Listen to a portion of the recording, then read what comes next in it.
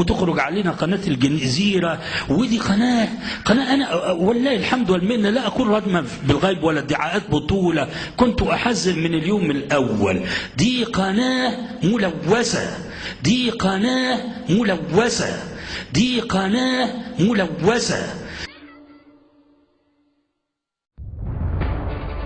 أقول لإخواني في غزة اصبروا واصبروا إن الله مع الصابرين. إننا نؤيدهم، قلوبنا معهم، سيوفنا معهم. اللي بيعمل في غزة ده حرام. احنا عايزين عربيات دم تيجي نديهم دمنا.